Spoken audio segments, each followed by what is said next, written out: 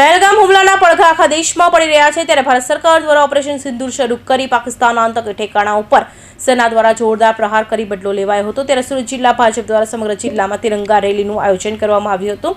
આજની રેલી સ્વયંભૂ લોકોમાં રેલીમાં જોડાયા હતા। ત્યારે બારડોલી સરદાર માર્કેટથી શહીદ ચોક સુધી પગપાળા રેલી યોજાઈ હતી, જેમાં સૌ કોઈ તિરંગા સાથે જોડાયા હતા। રેલીમાં જિલ્લા પંચાયત પૂર્વ પ્રમુખ ભાઈ પટેલ, સુરત જિલ્લા પંચાયત કારોબારી અધ્યક્ષ જીતેન્દ્ર પટેલ, જીતુભાઈ બામણી, બારડોલી નગર ભાજપ પ્રમુખ આનંદભાઈ જૈન, તાલુકા ભાજપ સંગઠન પ્રમુખ ડોક્ટર આનંદભાઈ પટેલ સહિતના અગ્રણીઓ રેલીમાં આગેવાની લીધી હતી અને મોટી સંખ્યામાં લોકો જોડાઈ દેશભક્તિની ભાવના પ્રગટ કરી હતી। પહેલગામ આતંકી હુમલાને આપણા જવાનો થકી ઓપરેશન સિંદૂર જરબાતોડ જવાબ આપ્યો, એના માનમાં અને એના સન્માનમાં આજે બારડોલી નગર અને તાલુકાની સાથે સંયુક્ત આ તિરંગા યાત્રા યોજવામાં આવી હતી અને આ યોજનાની અંદર અમારા તાલુકા સંગઠન પ્રમુખ, જિલ્લા નગર સંગઠનના પ્રમુખ ને સર્વ કાર્યકર્તા અહીંયા ઉપસ્થિત રહ્યા હતા અને સર્વનો આભાર માનું છું અને દેશના વડાપ્રધાનશ્રીનો પણ આભાર માનું અને સૌ